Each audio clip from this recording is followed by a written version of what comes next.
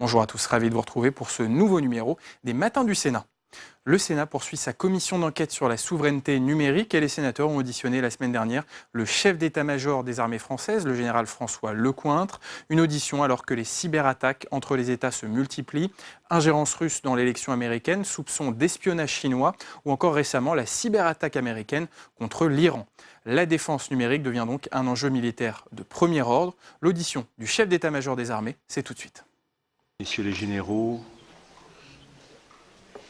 officiers présents, je ne connais pas les grades de toutes les personnes qui vous accompagnent.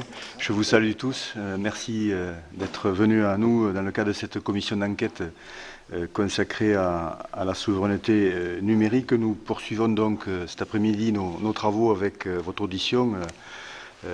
Mon général, Monsieur Lecointre, vous êtes chef d'état-major des armées. Vous venez accompagné du général de division Olivier Bonnet de Pailleret. Vous êtes commandant cyber de l'état-major de l'armée et du général de brigade Jean-Jacques Pellerin, chef de la division de l'état-major de l'armée, en charge du numérique et de la cohérence des programmes interarmés. C'est ça? Ok. Cette audition sera diffusée en direct sur le site internet du Sénat. Elle fera également l'objet d'un compte rendu publié. Je me dois de respecter certaines formes par rapport aux commissions d'enquête, donc je dois vous rappeler qu'un faux témoignage devant notre commission d'enquête serait passible des peines prévues aux articles 434-13, 14 et 15 du Code pénal. Donc je vous invite à prêter, mon général, serment, de prêter à tour de rôle serment en disant donc toute la vérité, rien que la vérité, et en levant la main droite en disant je le jure. Général Lecointre? Oui, je jure de dire toute la vérité, rien que la vérité. Je vous remercie. Général Bonnet de Pailleret? Je vous remercie. Général Pellerin? Je vous remercie. La revue stratégique de défense et de sécurité nationale de 2017 et la revue stratégique de cyberdéfense de février 2018 ont reconnu le rôle majeur de la cyberdéfense militaire. Notre pays s'est doté d'une doctrine militaire dans la lutte informatique offensive, tout en renforçant la politique de lutte informatique défensive du ministère des Armées. La capacité à se protéger contre les attaques informatiques, à les détecter, à en identifier les auteurs, mais également à riposter, est devenue l'un des éléments clés de notre souveraineté. Je commencerai donc, mon général, par vous demander comment vous appréhendez la notion de souveraineté numérique. Distinguez-vous la souveraineté classique de défense du territoire de la souveraineté numérique par nature dématérialisée?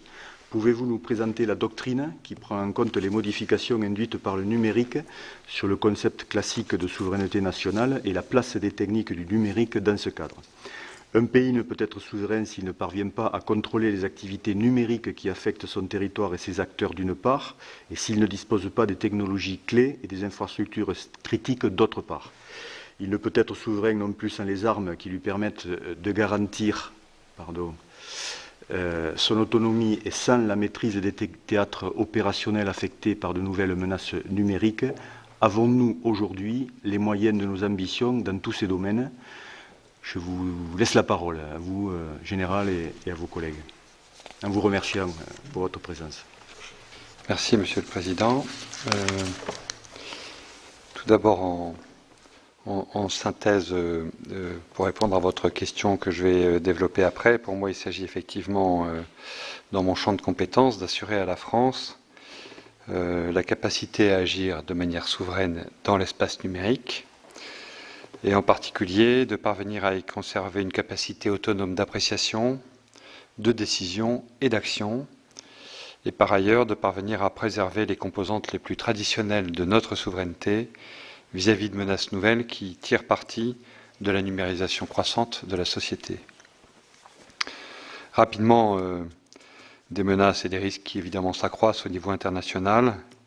Je me contenterai d'évoquer les graves incidents cyber de ces dernières années, WannaCry, NotPetya, les menaces qui ont pesé sur les élections américaines, des opérations de désinformation par ailleurs difficiles à contrer parce que nous sommes ouverts au niveau européen Et l'article 10 de la Cour européenne des droits de l'homme nous y oblige. Et puis que, bien sûr, il y a en toile de fond en permanence le débat qui court entre les sujets de sécurité collective et les exigences de droit individuel. De manière générale, un certain nombre de réponses ont tenté de faire baisser cette tension et ces menaces. Une tentation de réguler sur le plan international en créant des normes cette tension et ces menaces sur le plan cyber. Je pense notamment évidemment au règlement général sur la protection des données européen et au Cloud Act du 23 mars 2018. Mais plus spécifiquement, au niveau national et sur les armées sont toujours la cible d'attaques informatiques plus nombreuses. En 2018, 831 événements significatifs ont été recensés par le commandement de la cyberdéfense, le général de Pailleret, soit une augmentation de l'ordre de 20% par rapport à l'année précédente. Et parmi ces événements, une centaine consistent en des attaques informatiques avérées, dont 6 sont caractéristiques de modes d'action de groupes structurés affiliés à des États. Toutes ces attaques ont été menées à des fins d'espionnage de hauts responsables du ministère ou de fonctions opérationnelles. Au cours de l'année 2018, notamment, le ministère des Armées a été la cible d'attaques par un mode d'action connu de nos services que certains attribuent à Turla, qui est un groupe affilié au service fédéral de sécurité russe. Les cibles identifiées sont des membres du ministère qui ont des responsabilités dans le domaine des relations internationales ou des fonctions opérationnelles d'intérêt, comme par exemple l'approvisionnement en carburant des bâtiments de la Marine nationale, qui permet de suivre les passages en escale des bâtiments de la Marine nationale. Comme les années précédentes, aucune attaque de groupe affilié à la Chine n'a été observée, de même que les attaques ou les cybermenaces iraniennes et nord-coréennes ne visent pas à ce stade, ou en tout cas nous n'en avons pas perçu la réalité, les armées ou le ministère. Alors quelles sont les responsabilités du chef d'état-major des armées en matière de souveraineté numérique? Alors j'ai un certain nombre de prérogatives et de responsabilités qui ont été définies à l'issue de la revue nationale cyber dont les résultats ont été rendus en février 2018. Sont des responsabilités de nature défensive. Cette revue organise la gouvernance cyber de l'État autour de 4 piliers qui chacun d'eux ont leur gouvernance spécifique. Il y a le pilier prévention qui est sous la responsabilité de l'ANSSI et du Premier ministre. Un pilier renseignement qui est sous la responsabilité croisée de la DGSE, de la DGSI et des ministères de tutelle. Un pilier action judiciaire qui est sous l'autorité et la responsabilité du ministère de la Justice, et un pilier action militaire qui ressortit directement à la responsabilité du chef d'état-major des armées et du président de la République. Ces piliers, chacun d'eux étant autonome dans leur gouvernance, se coordonnent autour d'un comité de coordination des crises cyber, appelé C4, qui articule le cycle de la cyberdéfense. Le cycle, c'est-à-dire la détection, l'attribution, et ensuite éventuellement des réponses. C'est un autre sujet, parce qu'il s'agit effectivement de définir les stratégies de réponse qui sont soumises aux orientations et aux décisions du politique. Pour moi, les orientations qui ont été prises par cette revue cyber fonctionnent très bien, et je considère qu'elles permettent au chef d'état-major des armées, qui est dépositaire de la conduite des opérations militaires, d'être renforcé dans sa responsabilité de cyberdéfense sur le périmètre du ministère des Armées, et renforcé également dans ses responsabilités de conduite des opérations numériques. Pour cela, le ComCyber a été créé il y a moins de 2 ans. Il me seconde dans cette responsabilité, et le rôle absolument stratégique et central de la cyberdéfense militaire a été parfaitement reconnu dans cette revue stratégique. Pour protéger la souveraineté numérique dans mon périmètre de responsabilité, Je m'efforce tout d'abord de viser et d'atteindre une numérisation maîtrisée qui doit profiter des opportunités qui sont offertes par les technologies émergentes, mais qui doit également maintenir nos systèmes à un très haut niveau de sécurité. En effet, la souveraineté numérique fait partie intégrante de l'ADN du ministère, en particulier des armées. Nous sommes parfaitement conscients des menaces et des vulnérabilités de nos systèmes et nous portons des efforts constants à la préservation du bon niveau d'intégrité, un bon niveau de confidentialité et à une parfaite disponibilité des données. Ces données sont effectivement les éléments fondamentaux de la souveraineté numérique et elles constituent la matière première de nos systèmes d'information. Elles sont aujourd'hui maîtrisées sur toute la durée de leur utilisation, qu'il s'agisse de la collection ou du stockage, évidemment en tenant compte des différents niveaux de sensibilité de ces données, qu'il s'agisse de données opérationnelles qui sont les plus sensibles, mais également d'autres données, comme des données RH ou des données médicales qui ont également un niveau de sensibilité élevé. Elles sont également maîtrisées en matière d'exploitation par du personnel qui est habilité et qui utilise des systèmes qui sont homologués par les armées. Et elles sont partagées et acheminées sur des réseaux qui sont maîtrisés et chiffrés.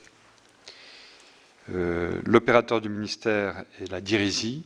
C'est elle qui assure la gestion des réseaux qui lui sont dédiés. Elle administre plus de 1500 systèmes d'information et héberge les données du ministère au sein d'infrastructures qui sont réparties sur la totalité du territoire national.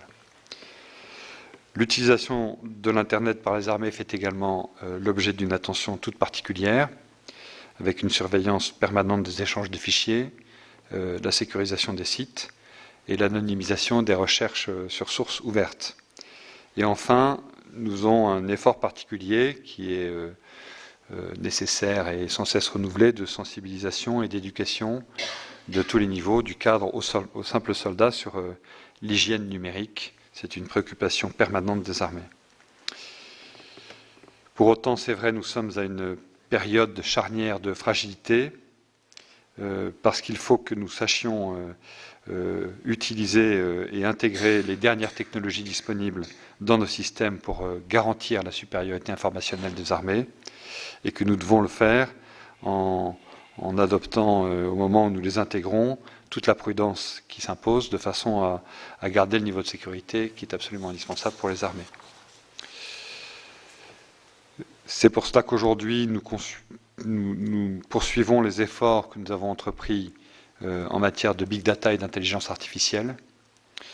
Il s'agit de développer, au travers des priorités opérationnelles que nous avons définies, le traitement et l'analyse de quantité de données qui ne peuvent pas être aujourd'hui exploitées simplement par l'homme, afin de produire une information valorisée à partir de données disponibles qui sont en très très grande masse et qui vont l'être de plus en plus.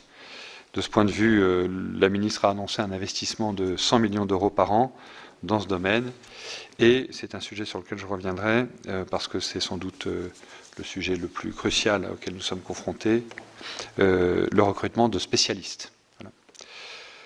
Il s'agit par ailleurs de conduire une stratégie cloud robuste. Nous allons devoir appuyer notre transformation numérique qui est aujourd'hui permanente sur un opérateur de confiance qui puisse garantir sur son périmètre la souveraineté numérique du ministère.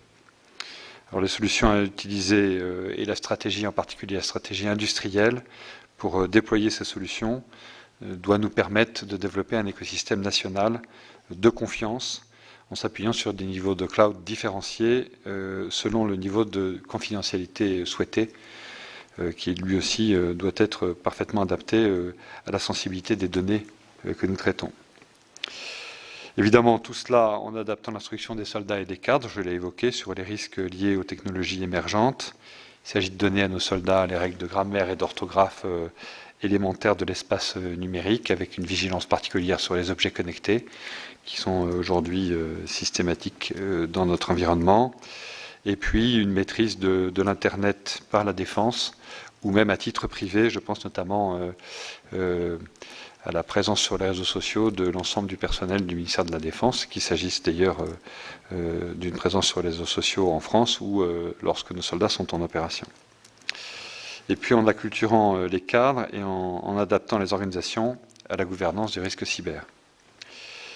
Il s'agit également de renforcer la maîtrise du cycle d'exploitation et de partage des données, afin de profiter de la pleine capacité qui nous est offerte par les nouveaux capteurs spatiaux et numériques, qui sont déjà en cours de mise en service, mais qui par ailleurs sont prévus dans notre programmation militaire, et qui vont accroître là aussi les données de façon considérable. La DRM en particulier, Direction du renseignement militaire, devra s'appuyer sur le programme Déméter pour exploiter efficacement les gigaoctets de données techniques qui sont issues des satellites de renseignement, des missions d'origine électromagnétique.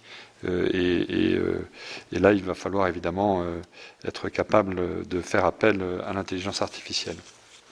Il s'agit également de maîtriser la projection de puissance qui est, parce que c'est une des caractéristiques de l'armée française sur la totalité du globe, au profit des forces, avec notamment un effort qui doit être conduit sur la sécurité des raccordements des systèmes d'information et de commandement projetés au réseau d'infrastructures et permettre ainsi le bout en bout numérique du plus haut niveau stratégique, parisien, central, de Ballard, jusqu'aux échelons tactiques les plus élémentaires sur le terrain. Ce qui veut dire que les réseaux doivent évidemment augmenter leur capacité en débit, mais doivent également consolider la fiabilité de transmission de données, tout en maîtrisant l'emploi de la cryptologie qui garantit la confidentialité de la donnée.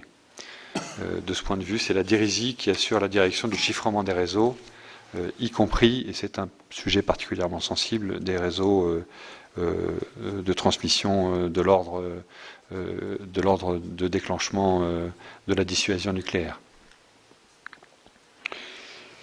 Par ailleurs, dans le cadre de ma mission cyber, il faut que je dispose d'une véritable autonomie d'appréciation, de façon à pouvoir proposer au pouvoir politique des options dans le champ de mes responsabilités. Et puis, il faut que je puisse disposer d'une capacité autonome d'opérations cyber au profit des opérations en cours.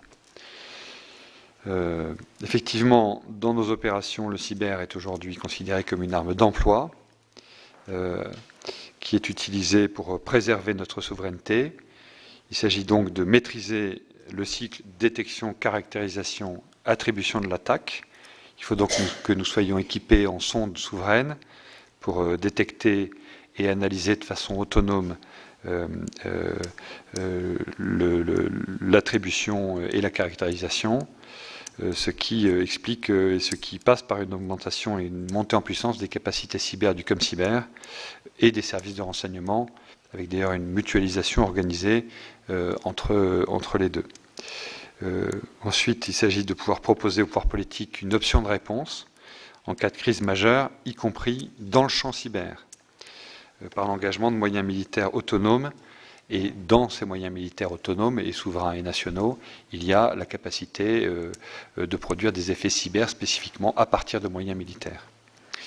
Et puis, il s'agit sur le champ de bataille de développer une capacité d'action numérique propre qui est intégrée à la manœuvre militaire et qui aujourd'hui est de plus en plus nécessaire face ou sur un champ de bataille qui se numérise de plus en plus, qu'il s'agisse d'ailleurs de la numérisation de l'ennemi, de ses moyens de transmission, de ses moyens de combat, ou de notre propre numérisation.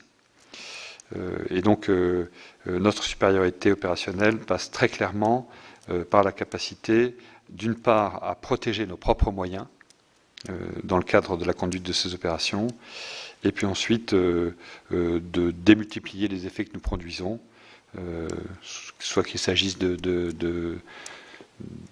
d'obtenir du renseignement à des fins de ciblage, de neutraliser des systèmes de commandement adverses, de niveau stratégique, de désorganiser des centres de propagande adverses.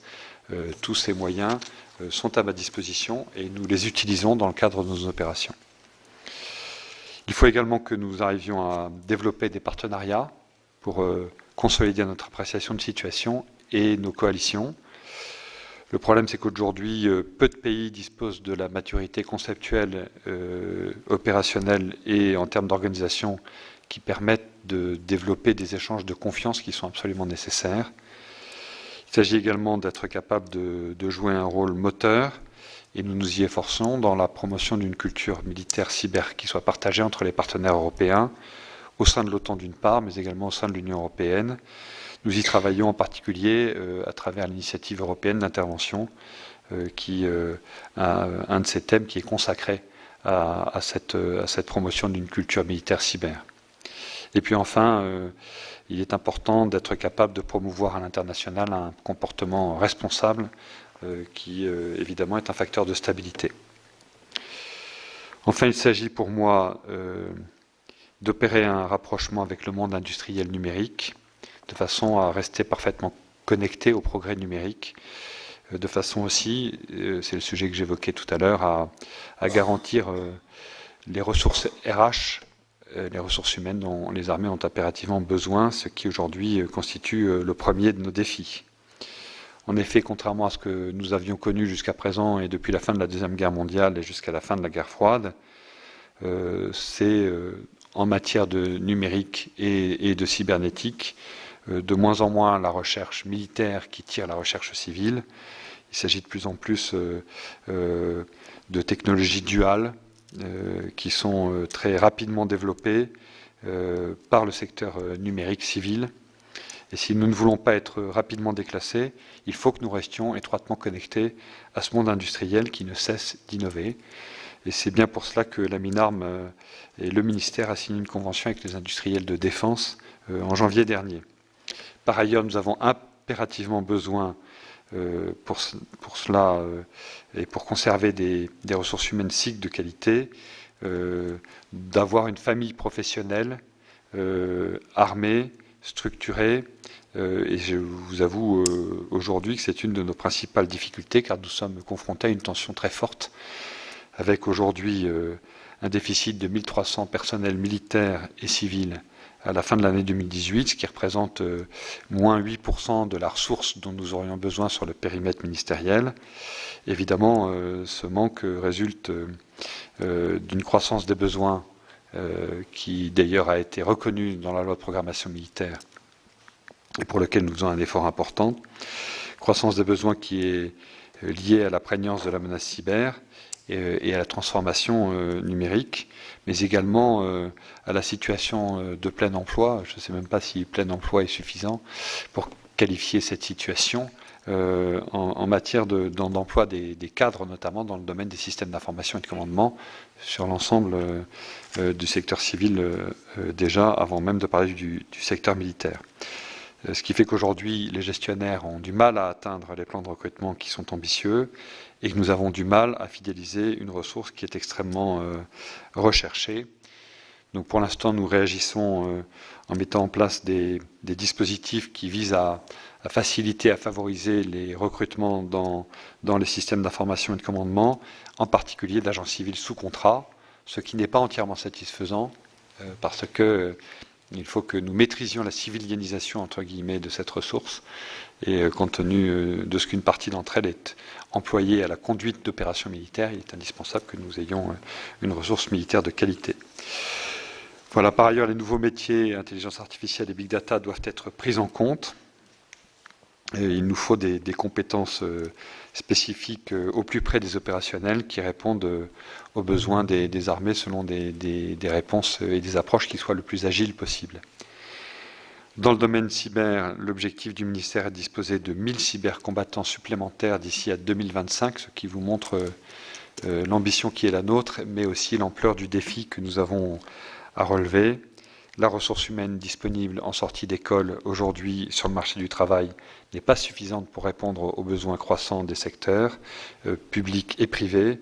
Et nous allons donc nous sommes en train de développer une politique de ressources humaines spécifique qui permette d'optimiser sur plusieurs axes la fidélisation et le recrutement, en particulier en essayant de développer la formation en régie de nos spécialistes.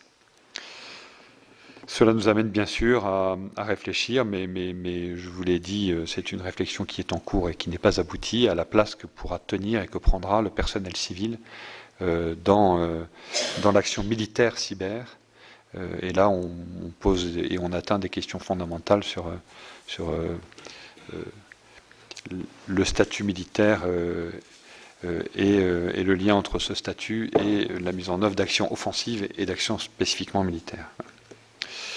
Voilà, en conclusion, je voulais vous dire que le numérique, c'est un lieu commun à envahir toutes les activités humaines, bien sûr, qu'il s'agisse des sphères privées ou qu'il s'agisse de la sphère étatique. Il gomme toutes les frontières physiques, mais pour autant, il ne les fait pas disparaître. Il autorise une circulation quasi instantanée de l'information et il permet un niveau d'interaction qui n'a jamais été atteint. Mais il peut remettre en question la notion d'État et donc de souveraineté.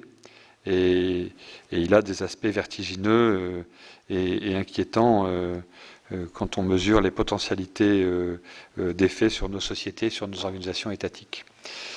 C'est pour cela que les armées qui, par essence même, sont investies dans la préservation de la souveraineté nationale, ont tout fait pour rester plutôt en avance dans ce domaine, si on se compare notamment aux autres armées européennes de même rang.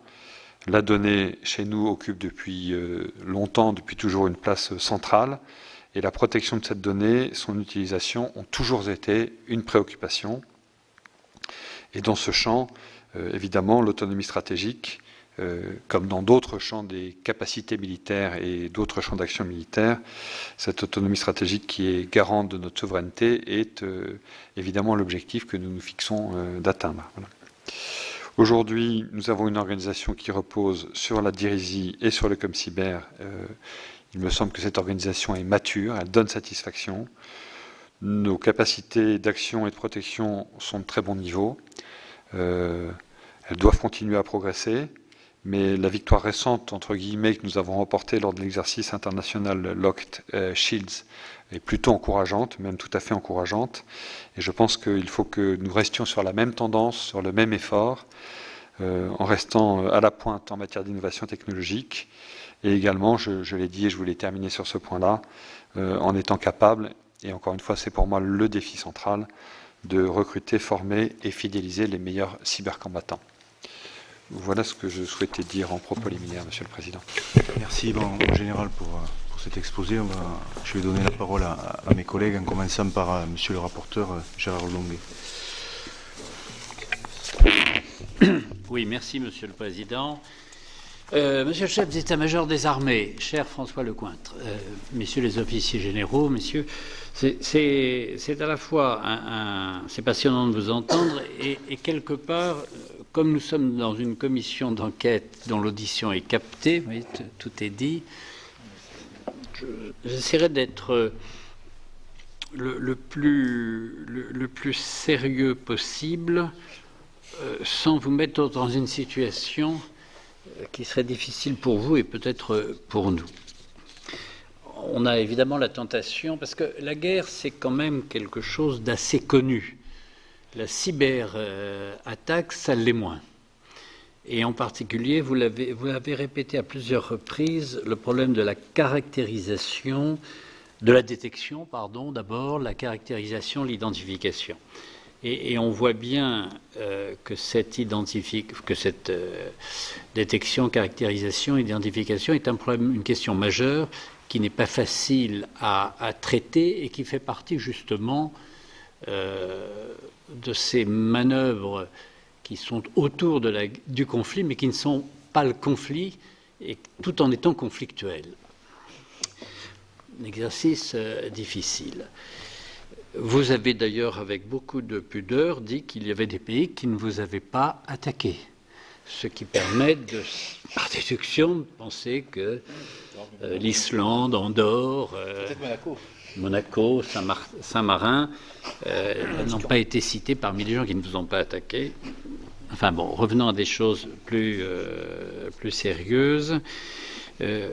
Pour vous, l'outil cyber, l'espace numérique, est-il un élément qui peut soutenir et faciliter des conflits dissymétriques.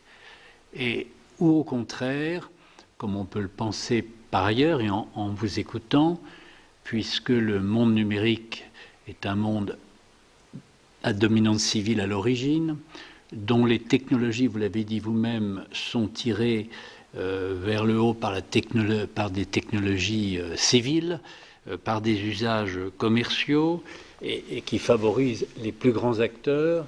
Au fond, est-ce que la taille est un facteur essentiel d'autorité dans ce secteur, ou au contraire, la modestie des moyens à mettre en œuvre, la subtilité, la perversité des procédures, et notamment la difficulté d'identifier et d'attribuer une attaque, est-elle au contraire un facteur de renforcement des chances d'un conflit dissymétrique, c'est-à-dire opposant un pays établi à des forces non identifiées, mais dont les moyens de déstabilisation peuvent être importants, compte tenu de la fragilité, non pas de votre système, puisque vous avez cette culture de la sécurité que vous nous avez présentée, mais de la société que vous avez la charge de défendre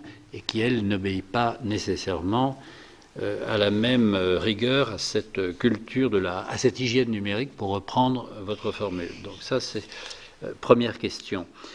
Sachant que le plus grand pays, qui est notre allié, avec lequel nous avons depuis sa guerre d'indépendance des relations anciennes, a été pris la main dans le sac à plusieurs reprises, et notamment avec ses bons alliés de l'OTAN, sur sa capacité à s'intéresser à ce qui n'est pas normalement sur la place publique.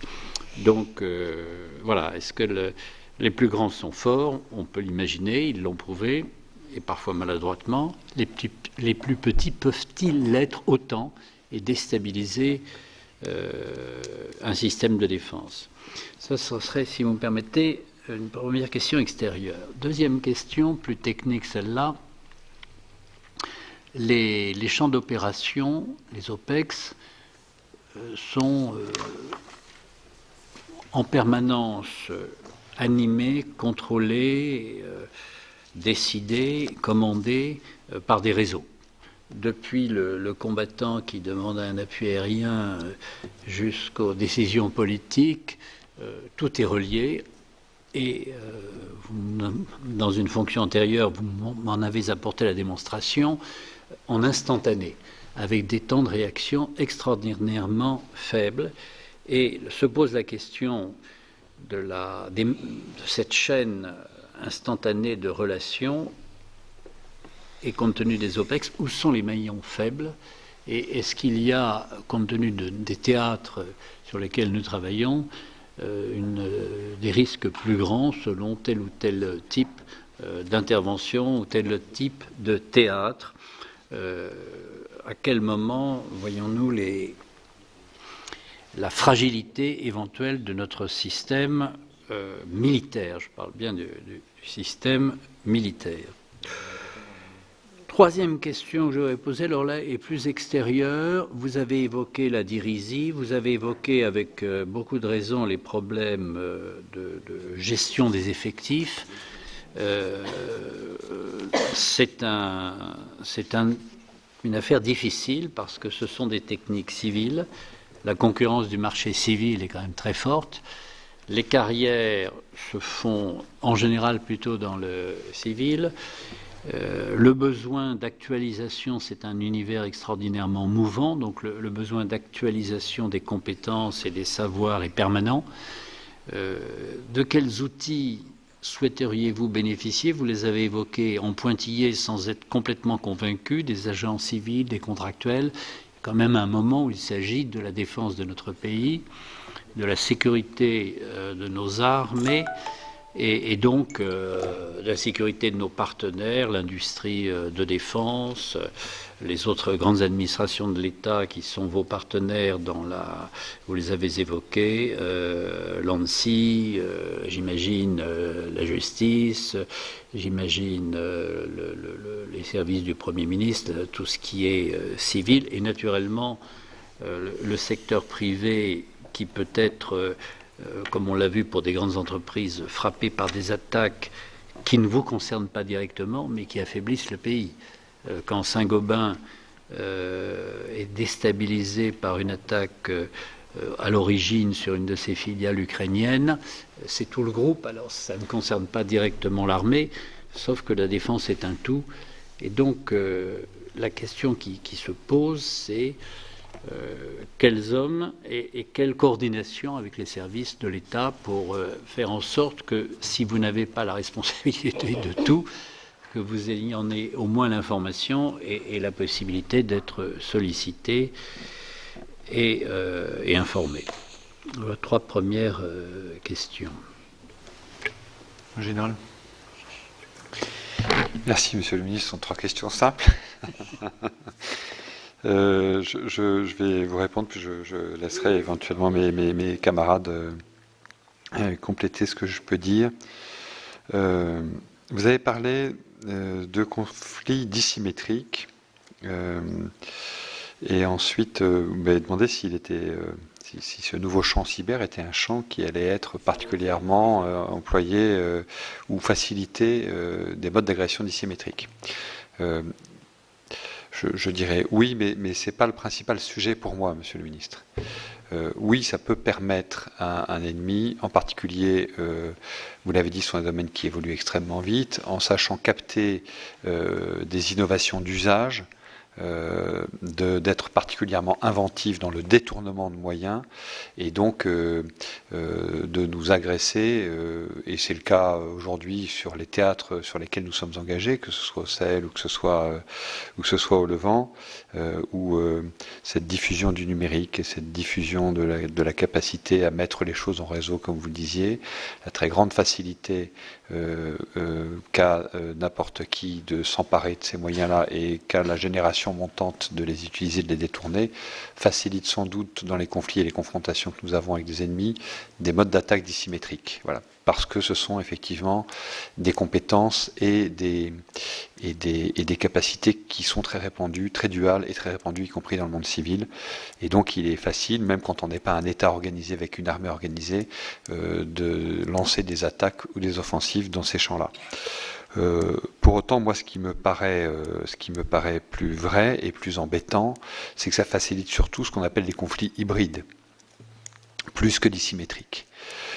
C'est-à-dire la capacité à mener plusieurs attaques de front dans plusieurs champs, l'un de ces champs étant le champ de la cyber ou du numérique, et ces attaques pouvant être des attaques qui viennent attaquer les réseaux, mais qui peuvent aussi être des attaques qui visent à la désinformation, à la propagande ou à la contre-propagande.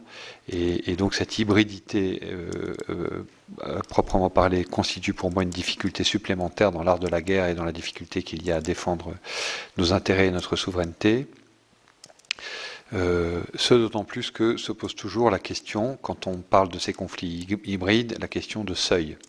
À partir de quel seuil dois-je considérer, au-delà de ce que vous avez évoqué, qui est le sujet de la caractérisation et de l'attribution d'une attaque, au-delà de quel seuil dois-je considérer que l'agression que j'ai subie, qui est complémentaire d'autres agressions dans d'autres champs, justifie que je conduise une attaque en rétorsion ou que je conduise une attaque d'ailleurs dans un autre champ. Donc c'est vrai que ça pose cette difficulté, mais il me semble autant d'ailleurs dans le domaine de l'hybridité des conflits que dans le domaine de la dissymétrie des conflits.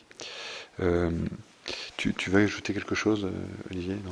Bon, simplement souligner que la dissymétrie vient aussi du fait que quand vous êtes une société très numérisée, vous prenez un risque extrêmement important quand on vous attaque à répondre sur une société qui l'est moins. Donc il y a un problème de gestion du risque pour l'autorité militaire et politique.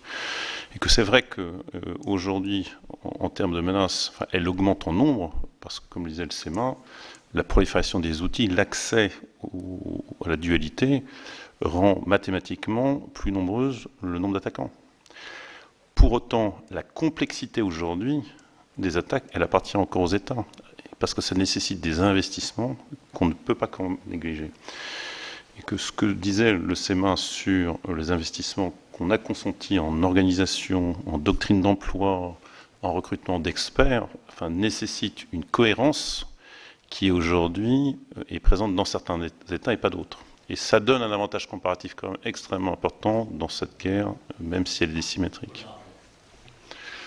Il faut en tout cas des investissements. Je ne sais pas si ce n'est que de l'argent, mais je crois qu'il faut des investissements et une vraie cohérence d'organisation.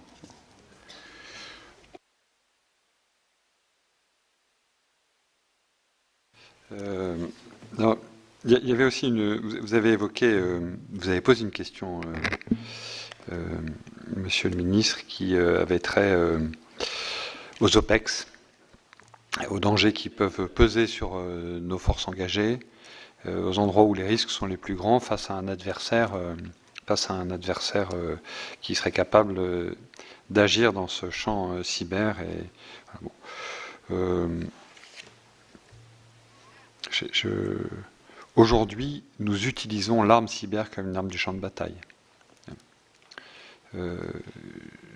J'ai fait des déclarations, la ministre en a fait également, lorsque nous avons présenté notre doctrine de lutte informatique offensive, dans laquelle, effectivement, nous savons utiliser l'arme cyber pour désorganiser un ennemi, pour obtenir un renseignement, pour le positionner, pour mieux le traiter. Et nous l'utilisons de façon courante.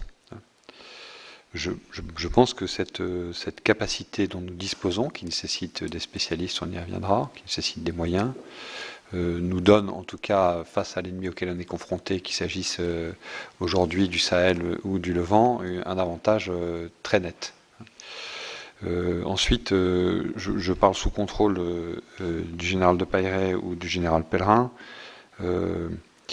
Je ne pense pas qu'il y ait aujourd'hui d'ennemis potentiels, peut-être à part l'Iran ou la Russie dans une certaine mesure, mais nous ne sommes pas confrontés à eux, qui puissent menacer nos réseaux et qui puissent menacer notre capacité à agir dans un espace numérisé. Et comme vous l'avez dit, tous nos systèmes d'armes sont de plus en plus des systèmes numérisés, mais nous intégrons l'impératif de sécurité de ces systèmes et de fiabilité de la transmission de données, aujourd'hui nativement dans les architectures de ces systèmes d'armes.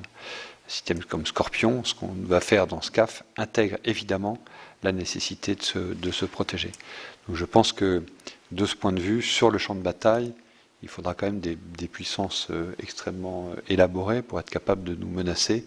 Et en tout cas, nous prenons bien garde, au gré de l'évolution de systèmes dont la supériorité opérationnelle dépendra essentiellement de la mise en réseau que vous évoquiez et de la capacité à agir de façon partagée avec des effecteurs qui sont séparés sur le champ de bataille et qui produisent des effets sur une même cible, mais à partir de lieux différents et selon des champs et dans des domaines différents. C'est ce qui nous garantit la supériorité opérationnelle, plus la rapidité que vous avez évoquée, la quasi-instantanéité. Mais évidemment, on est très attentif à protéger cette capacité qui repose sur la transmission des données. Voilà, Sur les OPEX, je crois qu'il y a deux phénomènes extrêmement importants sur lesquels le ministère des Armées s'est engagé. D'abord, la gouvernance du risque cyber, qui est une gouvernance qui, aujourd'hui, est descendue, y compris vers les décideurs opérationnels. Autrement dit, en opération, quand et si on est attaqué, ça fait partie de la gestion du risque de la mission à part entière. Ce n'est pas un risque sous-évalué ou en dehors de la prise de conscience de la responsabilité pleine et entière de celui qui commande sur le terrain.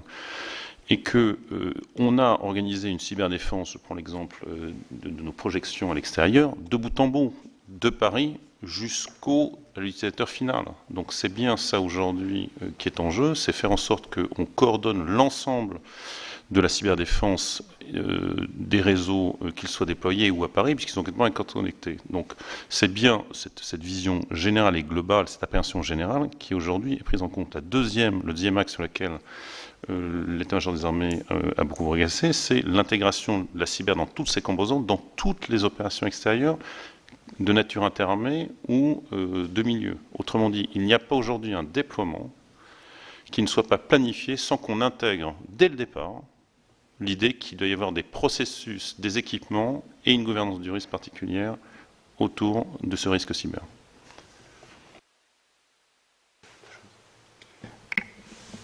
Oui, Monsieur le Ministre, j'aimerais ajouter quelques petits éléments parce qu'il y avait une des questions qui posait sur le maillon faible et l'identification du maillon faible.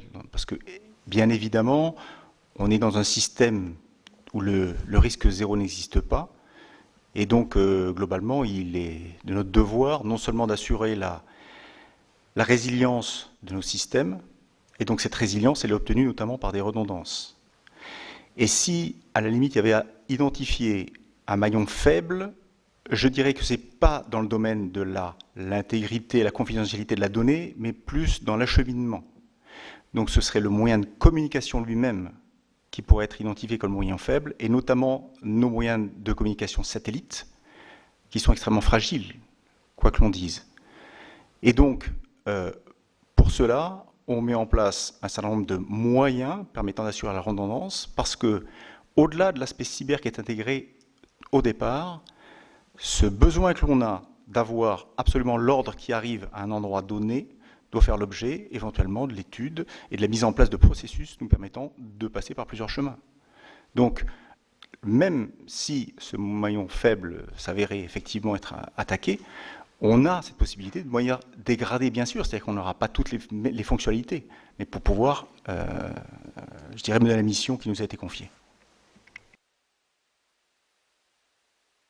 Explique toute la réflexion qu'on conduit aujourd'hui d'action dans l'espace pour être capable aussi de détecter et de se protéger contre des attaques qui viseraient nos moyens satellitaires. Ensuite, sur la partie ressources humaines, Monsieur le Ministre, quels sont les outils dont nous disposons pour... Quels sont les outils dont nous disposons pour... Je laisserai le général de Pailleret s'exprimer sur la partie de la coordination avec les services de l'État, parce qu'il y a des acteurs qui, à mon avis, se complètent très bien, qui mutualisent autant que possible, et de la façon la plus optimale qui soit aujourd'hui cette ressource rare. Pour le reste, je vous l'ai dit, on est face à un défi. On est face à un défi qui concerne d'ailleurs ce domaine-là, mais qui concerne beaucoup d'autres champs dans le domaine des armées. J'en profite pour dire au passage que je considère que le sujet de la condition militaire reste un sujet central, qui continuera de l'être dans les années qui viennent, que je n'observe pas de diminution du décalage qui existe entre la condition de la société civile et la condition militaire, dans le mauvais sens malheureusement, et que évidemment cela pose le problème de la fidélisation de nos effectifs et de notre personnel dans toutes les compétences et les spécialités rares. Voilà. Et évidemment dans une armée qui se modernise, qui met en œuvre des compétences de plus en plus pointues sur des équipements de plus en plus sophistiqués, ce combat est un combat qui est devant nous. Voilà. Et par ailleurs, moi, je vous l'ai dit, Monsieur le Ministre, on conduit une réflexion, mais ça rejoint ce qu'on évoquait tout à l'heure dans le domaine hybride. Qu'est-ce qu'être militaire? Qu'est-ce que veut dire mettre en œuvre la force de manière délibérée? En quoi y a-t-il une obligation de réserver cette fonction extraordinaire qui est plus que tous les autres services de la souveraineté de la nation, à des gens dont le statut et auquel le statut crée des obligations de tous ordres, de disponibilité et de discipline en particulier. C'est une réflexion qu'il faut qu'on conduise et qui me pousse moi à dire qu'il faut qu'on limite le nombre de civils dans cette fonction de cybercombattant pour laquelle nous avons réellement besoin de personnel à statut militaire. Voilà, je peux rajouter quelque chose. Peut-être une réponse en 3 temps. D'abord, on est en train de redéfinir ces métiers, parce qu'on passe des métiers du système d'information d'administration à des métiers sur la donnée. Et que je ne suis pas sûr qu'on ait complètement redéfini ces métiers. Et qu'au sein des armées, on s'interroge aujourd'hui sur comment passer d'une gestion d'une population de systèmes d'information, des SIC, à une population de la cyberdéfense. Donc ça me paraît très fondamental de redéfinir ces métiers, ce qu'on est en train de faire. Et on propose aux gestionnaires à l'intérieur du ministère toute une gamme de métiers qui me semble composer ce qu'est la cyberdéfense militaire. Deuxièmement, comment valoriser des parcours dans une expertise qui est tirée par l'offre économique, ce que vous expliquiez. Moi, d'abord, j'ai quand même une bonne surprise, c'est qu'il y a quand même pas mal de jeunes qui viennent parce que même s'ils sont des super techniciens, ils viennent chercher du sens. Et ça, c'est encore vrai. On peut dire ce qu'on veut. Ils sont très attirés par le sens qu'offre la carrière militaire. À condition de proposer des parcours au-delà de 3-6 ans, après lesquels il y a un décrochage en termes de rémunération trop important pour les retenir. Donc ce qu'on fait, c'est que l'année dernière, avec l'Agence nationale de sécurité des systèmes d'information, avec les services de renseignement, on se réunit pour essayer de faire la gestion croisée de parcours, pour proposer des parcours sur des cycles de 6 à 10 ans, qui sont suffisants pour nous, parce qu'on estime qu'on va l'utiliser, je dirais, en plein emploi, et qu'après le décrochage, ça ne sera pas forcément intéressant pour les armées de le garder, ce serait pour eux bien plus intéressant, au contraire, de partir dans le monde économique. Et la troisième, une suite à cette idée, c'est de dire, oui, mais pourquoi ne pas organiser aussi des parcours croisés avec le monde de l'entreprise ? Et moi, j'ai peut-être une bonne surprise aussi dans les contacts que j'ai avec certains grands groupes. Ils cherchent ces parcours croisés parce qu'ils sont intéressés par des cadres intermédiaires formés par nous, qui puissent structurer une partie de leur organisation. Et moi, je suis intéressé par une partie de leur expertise. Donc, ils sont prêts à jouer le jeu de ces parcours croisés. Alors, on est en train de voir comment on peut réaliser ces parcours croisés, mais moi, je crois beaucoup à cette idée. Avec ces parcours, évidemment, il y a la formation. Qu'est-ce qui est du domaine de l'externalisation et du domaine de l'internalisation ? C'est que je crois qu'on est sur un sujet de fond aussi. On réécrit notre politique de formation, que je ne peux pas vous préciser, je n'ai pas encore proposé au CEMA, mais elle va arriver, et qui vise... non, mais le chef d'état-major est au courant de tout. Et que voilà, les armées ont un rôle à jouer sur des formations préliminaires, mais qu'elles ne doivent pas, me semble-t-il, non plus s'acharner à faire la formation continue. Voilà. À faire la formation continue, puisque la formation continue est encore une fois, bien plus capable régulièrement d'upskiller, pardonnez-moi ce terme-là, les compétences sur des technicités qui sont du monde de l'entreprise. Et puis enfin, ne pas sous-estimer l'importance de la réserve, qui aujourd'hui, cette réserve, cette expertise qui est à la portée des armées, qui a envie de venir, il faut faire en sorte que cette offre et cette demande se rencontrent utilement. Voilà. Donc on a engagé depuis 1 an, avec l'accord du chef d'état-major des armées, une réforme assez profonde d'une réserve, qui n'est plus une réserve de non-emploi en attente du Palarabour cyber, mais qui est une réserve d'emploi, où dans le quotidien, moi j'ai des réservistes qui viennent, y compris dans mes structures opérationnelles. Bon, le centre des opérations cyber, il est armé en partie par des réservistes, parce qu'ils sont dépositaires d'expertise aujourd'hui que je n'ai pas. Alors c'est facile à dire, c'est pas facile à mettre en œuvre, mais moi je crois beaucoup à l'esprit de cette réforme de la réserve cyber. Merci, on va donner la parole aux collègues Jérôme Bachet, Viviane Artigalas et Rachel Masur. Oui, merci Monsieur le Président, Monsieur le chef d'état-major des armées, Messieurs les officiers généraux. Vous avez beaucoup parlé de cyberdéfense, c'est parce que ce ministère a pris l'habitude, l'excellente, lorsqu'il était bien dirigé par mon collègue Gérard Languet, de s'appeler ministère de la Défense, mais moi je pense beaucoup à la cyberattaque. Et vous avez effectivement beaucoup parlé de cette cyberdéfense, mais la cyberattaque, c'est encore un petit peu autre chose, et on l'a bien vu tout à fait récemment, justement avec nos amis iraniens et nos amis américains. Oui, je sais bien, donc je sais ce que je dis. Est-ce que vous travaillez sans être, évidemment, j'ai bien compris, d'ailleurs c'était une erreur selon moi, mais ça c'est autre chose, sur ce sujet des cybercombattants, voilà, et donc pour mener une cyberguerre, histoire que nous ne soyons pas dans la ligne Maginot du numérique et être uniquement dans la cyberdéfense. Est-ce que vous travaillez aussi, et vous l'avez évoqué, monsieur le chef d'état-major, bien sur la formation des personnels en cybercombattants et donc cyberattaquants ou cyberdéfenseurs, comme vous voulez, comme on formait à l'époque les conducteurs de chars. La guerre numérique, c'est aussi cela. Enfin, il faut savoir la mener. Donc, c'est à vous de, entre guillemets, de former vos propres troupes. Est-ce que vous avez pris parfaitement le virage? Et enfin, et cette question-là est extrêmement importante pour moi, utilisez-vous pleinement, et je rappelle effectivement que cette audition est captée, mais elle est sous serment, utilisez-vous pleinement les dispositions que le législateur vous a données en termes d'achat, et donc du Code des marchés publics, pas uniquement pour les forces spéciales, mais aussi pour le numérique, parce que le temps de faire des prescriptions, des appels d'offres, etc., souvent, c'est dépassé.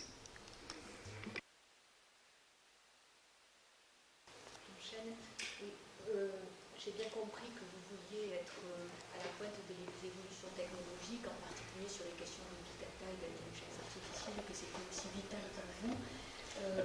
Appuie sur Ici, voilà. Que c'était vital pour vous aussi, pour rester à la pointe de cela.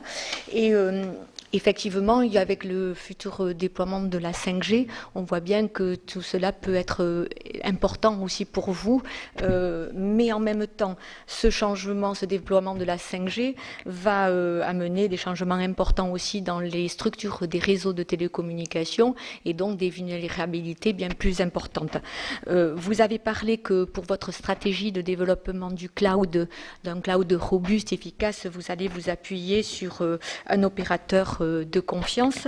Moi, la question que je voulais vous poser, est-ce que cette stratégie, vous allez avoir un système complètement dédié concernant le cloud et les réseaux, les flux de données passant par les réseaux, ou est-ce que et combien cela va-t-il coûter? Est-ce que vous avez une idée un petit peu du coût de ce système dédié, ou est-ce que vous allez utiliser les réseaux ouverts pour vos flux de données, avec bien évidemment, je suppose, plus de sécurité, et est-ce que ça va passer par des abonnements, ou est-ce que ces abonnements vont-ils comprendre ces mesures de sécurité importantes? Oui, je voulais poser quelques questions. Le général Pellerin a répondu à la première. La deuxième, c'était en relation avec le monde industriel. Vous avez en partie répondu. Je ferai simplement une remarque par rapport à la formation. Mes collègues le savent comme moi. Aujourd'hui, les écoles qui forment, je parle des écoles d'État en quelque sorte, se remplissent à 60%. 60-70%. Donc il y a un problème de fond. Alors la démarche qui est la vôtre me paraît intéressante. Je voulais simplement, connaissant un peu le fonctionnement dans le domaine de l'aviation, je suis de l'Ain, et il y a un centre de métrologie qui a l'air d'avoir beaucoup de clients en quelque sorte, et beaucoup de civils qui travaillent, intéressés par les métiers qui sont les leurs, et après qui trouvent des emplois. Bon, enfin, est-ce que vous êtes dans cette démarche? Est-ce que ça correspond un peu à ce qu'ils vivent au niveau de l'aviation? C'est peut-être une question saugrenue. Voilà, simplement une question que je me pose. Et puis bon, par rapport à la 5G, bon, ça, je crois que là, il y a sans doute une réponse. Et par l'autonomie qui est la vôtre dans des démarches extérieures, est-ce que ça vous apporte quelque chose? Est-ce que vous allez avoir, qui existe peut-être déjà, notamment par le chiffrement et par d'autres choses, un schéma qu'on appelle vertical, qui va fonctionner notamment aussi, peut-être, dans certains grands groupes industriels, qui sera possible grâce à la 5G? Si j'ai bien compris, mais vous êtes sûrement bien plus compétent que moi en la matière. Merci. J'aurais personnellement une question. Les armées françaises utilisent, si mes informations sont bonnes, un cloud sécurisé qui est opéré par Thales et dans lequel Microsoft est partie prenante de manière non négligeable. Comment cette situation l'avez-vous appréhendée en termes de risques, notamment après l'entrée en vigueur du Cloud Act? Merci, je vous laisse répondre aux questions.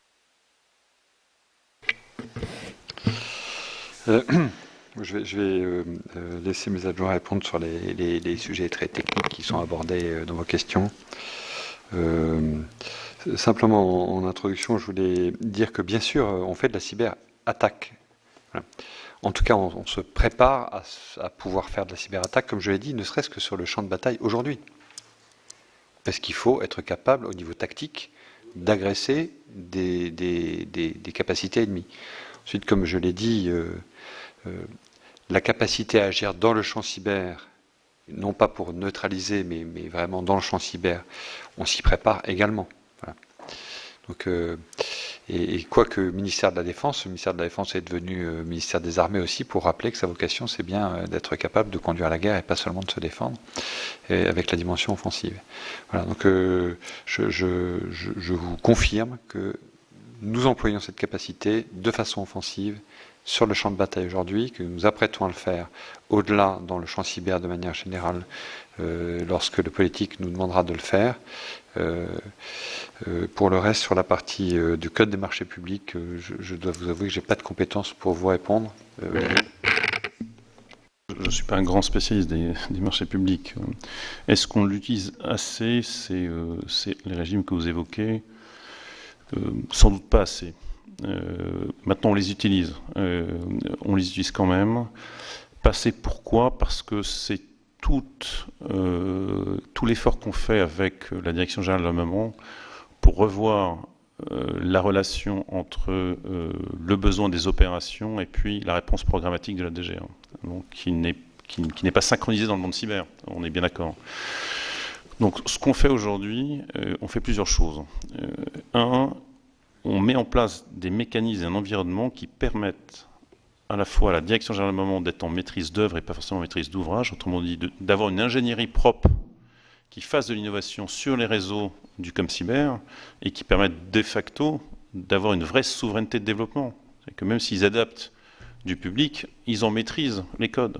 Donc ça, c'est très fondamental. La deuxième chose qu'on fait dans ce même environnement, c'est qu'on va permettre demain aux entreprises de venir accéder à une partie de nos données avec la DGA pour faire de l'innovation par l'expérimentation sur nos besoins. Bon. Donc ça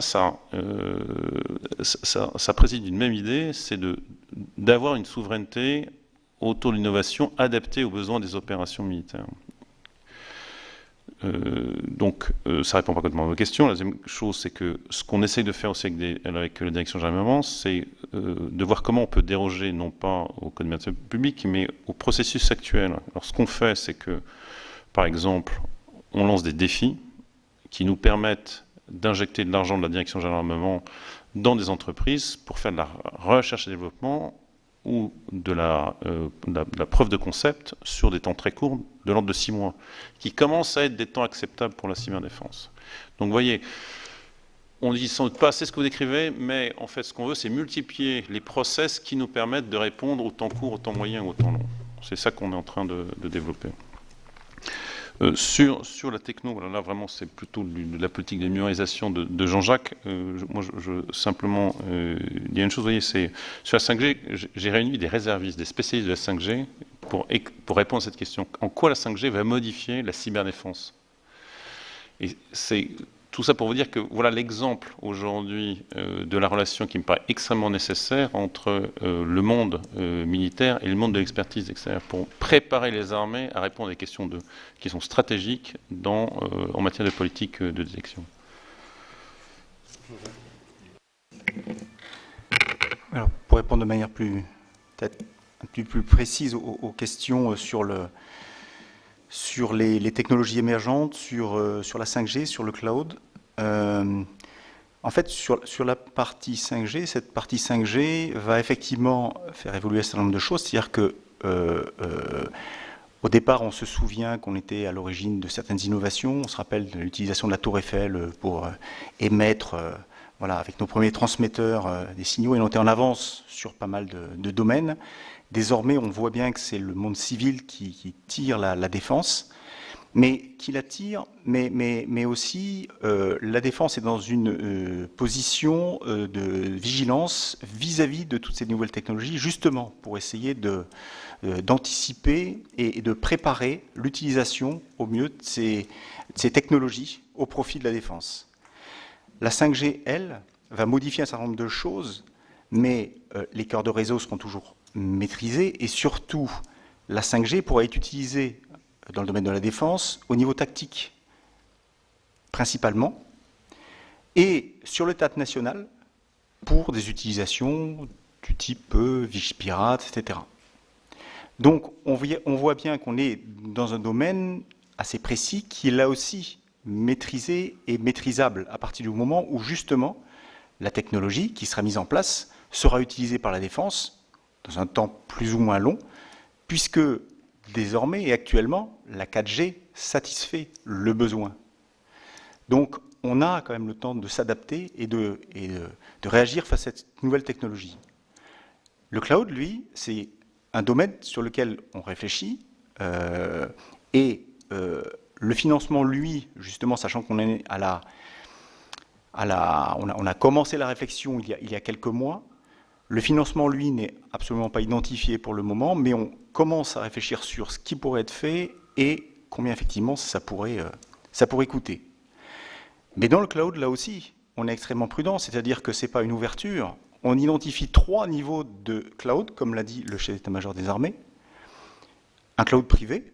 Donc ce cloud privé, c'est quoi? Ça reposerait sur en fait, des éléments actifs qui seraient maîtrisés par la DIRISI, dont on parlait. Un cloud dédié, qui lui est un petit peu plus ouvert sur un opérateur de confiance, effectivement. Et puis, pourquoi pas un opérateur plus public. Mais tout ça, c'est une répartition assez fine des systèmes d'information et des données qui transiteraient par ces clouds en fonction de leur confidentialité, du besoin de disponibilité, de l'intégrité, etc. Donc on est dans cette réflexion-là, on a ces 3 options qui s'ouvrent à nous, qui sont, on peut choisir les 3, 2 ou voire une en fonction du besoin. Alors Thales a effectivement, avec Microsoft, s'est allié pour faire et pour proposer une offre de cloud. Là encore, c'est une proposition qu'ils font, sachant qu'on en est au début des réflexions et qu'on se donne le temps de bien réfléchir sur la pertinence de s'orienter vers un cloud, même si on sent bien que technologiquement c'est l'avenir, mais il faut qu'on mène derrière toute cette analyse de la valeur et savoir si le cloud est le meilleur moyen pour pouvoir répondre à notre besoin.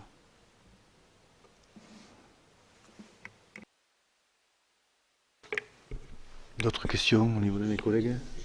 Vas-y, Jean. Est-ce que vous ne pensez pas, chef d'état-major des armées, que le numérique peut être une nouvelle composante de dissuasion?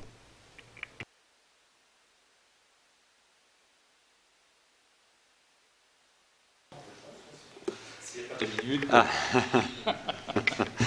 C'était une incitation à la réflexion. Moi, je suis très frappé pour être en charge de la planification,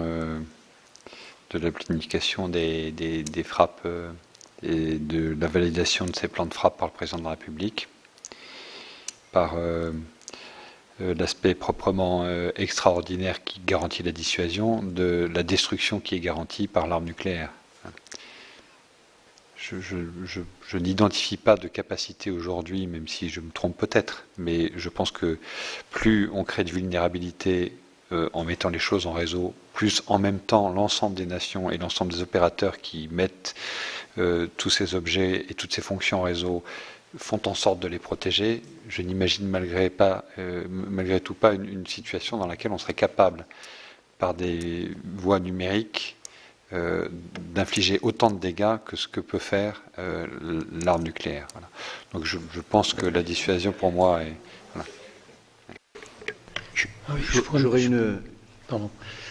Je voulais faire une réflexion, oui, parce que par rapport à ce que vous venez de dire, en général, j'ai le sentiment parfois que dans l'opinion publique, voyez-vous, le numérique, c'est la guerre, pas des étoiles, mais dans les étoiles, et qu'on est en train d'accréditer l'idée qu'il va y avoir des robots et que plus personne ne sera confronté aux dégâts provoqués. C'est un sentiment très personnel, mais j'ai déjà entendu cette réflexion.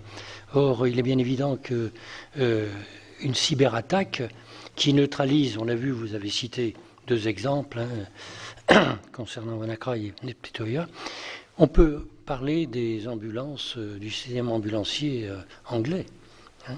Demain, on peut arrêter un pacemaker. Je crois même que Dick Cheney avait été sensibilisé à ça. Je veux dire que la guerre de la cyberguerre, c'est pas la guerre dans les étoiles et c'est pas une guerre au cinéma. Et que, bien sûr, je suis d'accord avec vous pour dire que il y a d'autres aspects à tout ça. Les engagements, ils seront quand même sur le terrain à un moment. Mais je veux dire que on n'imagine pas, me semble-t-il aujourd'hui, et c'est aussi notre rôle à nous, je crois, de pouvoir à un moment dire les choses par rapport à tout ce qui touche le numérique, que c'est extrêmement dangereux. Voilà, c'est une réflexion toute personnelle qui ne met pas du tout en cause ce que vous avez dit, bien évidemment. Nous intégrons les capacités d'attaque dans le domaine cyber ou d'attaque sur des systèmes très numérisés. Moi, je pense que de toute façon, une attaque face à un agresseur qui, par définition, ne sera pas scrupuleux, elle se développera dans tous les champs possibles. Et évidemment, si notre pays était attaqué demain, on attaquerait à la fois nos armées et on attaquerait leurs systèmes numérisés et leur capacité de transmission, leur capacité à fonctionner en réseau, et on attaquerait sans doute en même temps nos hôpitaux, nos aéroports, nos systèmes de santé, évidemment. Mais je ne pense pas que ça ait l'aspect tout à fait extraordinaire que peut avoir une attaque par l'arme nucléaire. Voilà. Mais vous avez raison, et faites confiance aux militaires pour bien savoir que la guerre, c'est quand même, au bout du compte, quelque chose qui fait mal aux hommes. Voilà. Merci, mon général, merci, messieurs, pour votre contribution à notre commission d'enquête. Bonne continuation. C'était l'audition du chef d'état-major des armées, le général François Lecointre. Et il a expliqué comment les théâtres de guerre devenaient numériques. Dans ce contexte, François Lecointre a estimé que la transformation numérique de l'armée française n'allait pas assez vite. Il lui manque actuellement 1300 cybersoldats pour être pleinement opérationnels et protéger la souveraineté numérique de la France. C'est la fin de cette émission. Merci de l'avoir suivi. Vous pouvez revoir tous nos programmes sur notre site internet publicsénat.fr. Très bonne journée sur Public Sénat.